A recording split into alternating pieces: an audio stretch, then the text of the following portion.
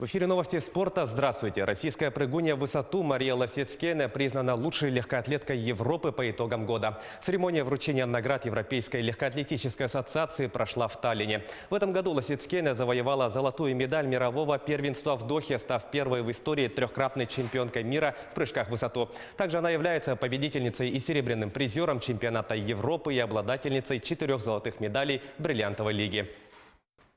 Сборная ЮАР выиграла у команды Уэльса в полуфинальном матче Кубка мира по регби. Турнир проходит в Японии. Встреча завершилась со счетом 19-16. В активе южноамериканцев 1 попытка, 1 реализация и 4 штрафных. На счету валийцев 1 попытка, 1 реализация и 3 штрафных. В финальном матче сборная ЮАР встретится с английскими регбистами, которые в полуфинале обыграли команду Новой Зеландии. Встреча состоится 2 ноября. Игра за 3-е место пройдет днем ранее.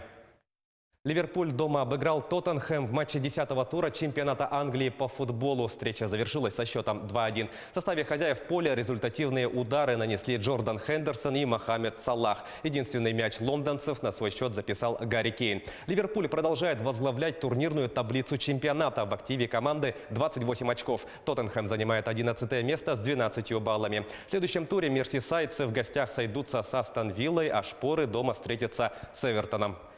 «Спартак» со счетом 3-0 победил «Локомотив» в гостевом матче 14-го тура российской премьер-лиги. Забитыми мячами отметились Джордан Ларсон, на его счету дубль, и Эсекиэль Понсе.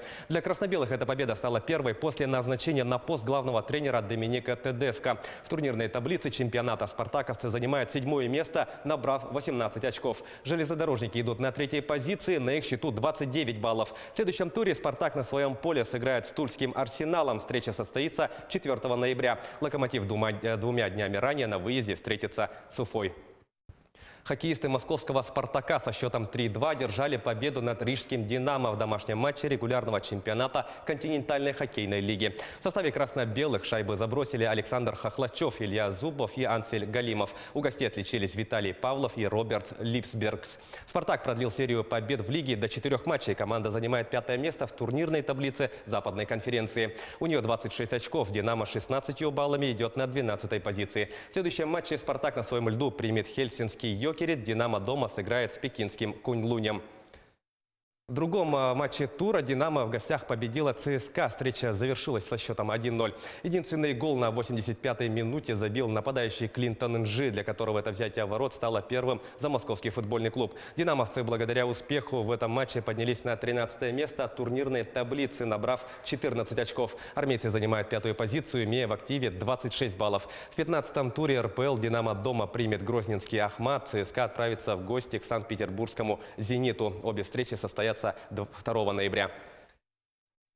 Детская сборная Якутии по хоккею одержала победу в дальневосточном турнире. В финале якутяне выиграли у команды «Приморье» из Уссурийска со счетом 8-3. Отмечу, что эти команды ранее встречались в групповом этапе турнира. Тогда победу праздновали уссурийцы. На пути к реваншу якутяне под руководством Дениса Чудинова и Александра Чернокнижного в полуфинале выиграли у команды Благовещенска со счетом 9-1. В составе сборной республики выступили дети 2011 года рождения из городов Нерингри и Якутска. Помимо них борьбу за медали вели 6 команд из Амурской и Читинской областей, а также Хабаровского и Приморского краев. Добавлю, что лучшим вратарем турнира был признан страж ворот сборной Якутии Артем Деденко. Якутские борцы завоевали 6 наград на международном юношеском турнире на призы Бувайсара Сайтиева. Соревнования прошли в Красноярске. Золото в копилку якутской команды принесли Андрей Медловец и Айтал Белолюбский. Серебряными призерами стали Лев Павлов и Юлиана Григорьева. Бронзовые медали на счету Аслана Трофимова и Кескиля Семенова. По итогам турнира якутяне заняли 1-е место в общекомандном зачете. На 2-й позиции соревнования завершила сборная Казахстана. Тройку лидеров замкнули представители Кыргызстана. К этому часу это все спортивные новости. Мы продолжаем следить за событиями в жизни российского и мирового спорта.